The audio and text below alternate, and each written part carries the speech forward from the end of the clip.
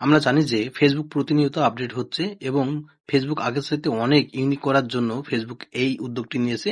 দেখতে পাচ্ছেন এখানে আমার অনেকগুলো ফেসবুকের আইকন দেখতে পাচ্ছেন। আপনি চাইলে আজ থেকে আপনার ফেসবুকটি ইউনিক করে নিতে পারেন। এখানে যে কোনো একটি কালার সিলেক্ট করে নিতে পারেন।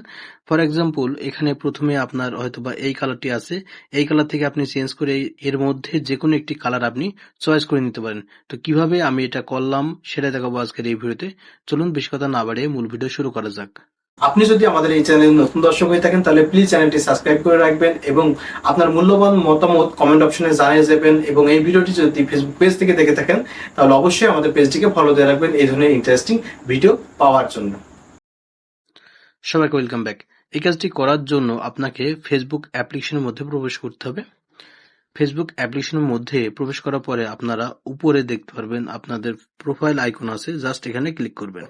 এখানে ক্লিক করে দেওয়ার পরে এই ধরনের অপশন চলে আসবে। উপরে দেখতে পারবেন 3 লাইনস অপশন আছে, জাস্ট এই 3 লাইনসে ক্লিক করবেন।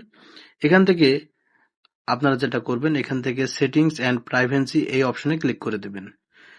এখানে ক্লিক করে দেওয়ার পরে এই ধরনের অপশন চলে আসবে। এখান থেকে সেম ভাবে আবারও সেটিংস অপশনে ক্লিক করতে হবে।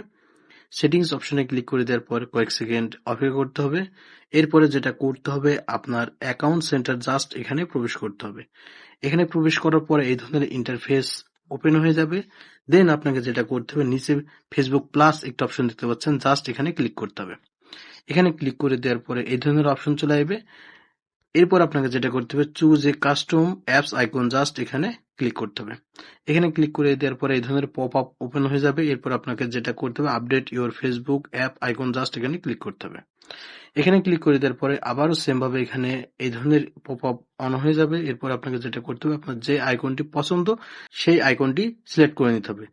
সিলেক্ট করার পরে সেম ভাবে আবার আপনাকে যেটা করতে হবে, সেভ আইকনে ক্লিক করতে হবে। এই যে সেভ আছে, সেভে ক্লিক করতে হবে। সেভে ক্লিক করে দেওয়ার পরে এই ধরনের অপশন চলে আসবে, জাস্ট এখানে কন্টিনিউ এখানে ক্লিক করতে হবে। দেন দেখবেন যে আপনার যে প্রোফাইল আইকন সেটা চেঞ্জ হয়ে যাবে। এভাবে করে মূলত ফেসবুকের প্রোফাইল আইকন চেঞ্জ করতে হয়। এই ছিল মূলত আজকের এই ভিডিওতে দেখানো। দেখা হবে পরবর্তী নতুন কোনো ভিডিওতে। আর নেক্সট টাইম কি ধরনের ভিডিও পেতে চান সেটা কমেন্ট করে জানাবেন। ধন্যবাদ।